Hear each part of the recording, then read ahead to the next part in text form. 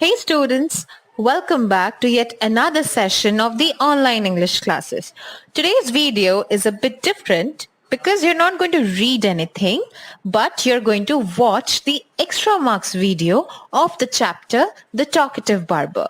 This chapter has been taken from your NCERT book and this is the second part of the 6th unit. Without wasting much time, let us begin.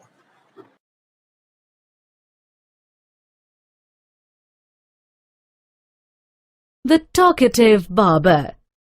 Long, long ago, a sultan, whose name was Shahryar, ruled over a large kingdom. His queen was a good storyteller. Each night, she would tell a story to the king. She narrated ancient Persian and Arabic folk stories. This is one of the stories from the Arabian Nights.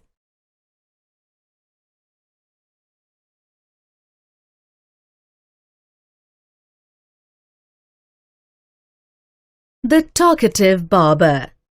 In the city of Kashgar lived a barber who was a great talker. Once the Sultan called the barber to shave his head. The barber started talking non-stop instead of shaving him. The Sultan got angry. "When are you going to stop talking and begin to do your work?" The barber replied, "You do me an injury by calling me a chatterer, for everyone says I'm very quiet. I have 6 brothers whom you might call chatterers.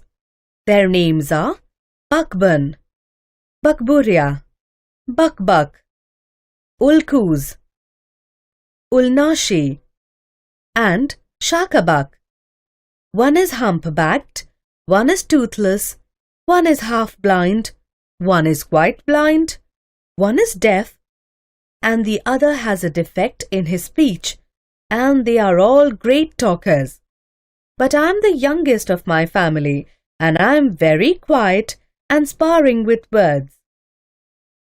"Give him 3 pieces of gold," the Sultan cried, losing all patience, "and send him away. I will not be shaved today." "My master," cried the barber, "it was not I who came to seek you. It was you who ordered me to come, so I will not quit your house till I have shaved you." He then began narrating another story which lasted half an hour. "Stop making your fine speeches and let me go quickly. I have an affair of the greatest importance. I have to go out at noon," said the Sultan. When he saw that the Sultan was really angry with him, the barber said, "O master, do not be angry. I will begin to shave you." Saying this, he washed the Sultan's head and began to shave. But he had not touched him even 4 times with the razor when he stopped and said, "My master, you are acting hastily in this matter. Go on shaving me. Speak no more," ordered the Sultan. "Be patient," said the barber. "Perhaps you have not considered well what you were going to do. I wish you would tell me what this matter of great importance is all about, and then I will give you my opinion on it." "Finish shaving at once," the Sultan exclaimed.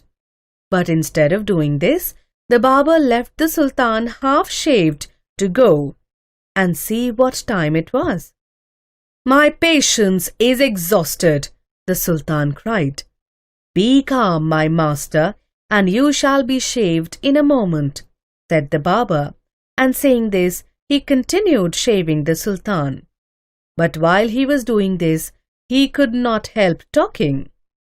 "If you could inform me what this important affair is, I would give more advice, which you might find useful," he said. The Sultan was completely fed up by now and decided to satisfy the barber. He told him that he was giving a feast to some friends at noon, which was why he was in a hurry to leave. When the barber heard the Sultan mention a feast, he exclaimed, That reminds me, yesterday I invited 4 or 5 friends to come to my house today. But I had quite forgotten it and have not made any preparations for them. The Sultan, who was at the mercy of the barber, was ready to do anything to be rid of him. "Be quick and finish your work," the Sultan replied, "and you shall have all the food that has been prepared for me today. Please show me the food so that I may judge if it is enough for my 5 friends." "I have enough food for you," the Sultan exclaimed, but he ordered that all the food prepared for his feast be brought in. The barber looked over the food and said, "This is very good, but I shall want some fruit for the dessert also." The Sultan, in desperation, since his head was half shaved, ordered that the fruits should also be brought in. The barber left off shaving the Sultan to examine each dish separately. This took up half an hour. The Sultan stamped his feet impatiently, but the barber did not hurry. At length, however, he again took up the razor, but after a few minutes of work, stopped suddenly and cried, "I never knew that you were so generous."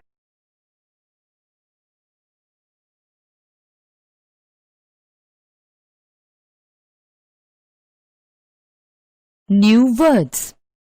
Chatterer, one who talks a lot. Raju is a great chatterer. Defect, a fault. The aircraft has been grounded after a defect in the engine was discovered. Exhausted, tired and fed up. The day's heavy work left Meena exhausted. Dessert, a sweet dish served after the main meal. Ansi made a delicious dessert using fruits and cheesecake. Examine, to look at something very carefully. The doctor examined the heart patient thoroughly.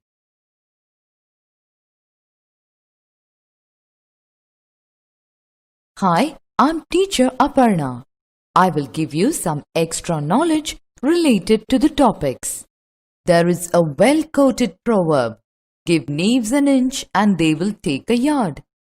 A person who is dishonest is called a knave. Their life won't be based on any principle or conviction. Moreover, he will be too selfish to absorb and use things for his own personal intentions. Such persons are always on the lookout for quick and dishonest means of gaining things in life. They don't care whether their deeds are fair or not. Instead, they are concerned only with what they can gain. Such persons have no feelings or sympathy for others. If somebody tries to help them a little, they will try to make the most of it. It is always better to keep away from such people, because they will always be thinking of cheating you and gaining some advantage. Those who entertain such knaves will have to be sorry for that in the immediate future. Now, discuss with your friends if you've had any similar experience.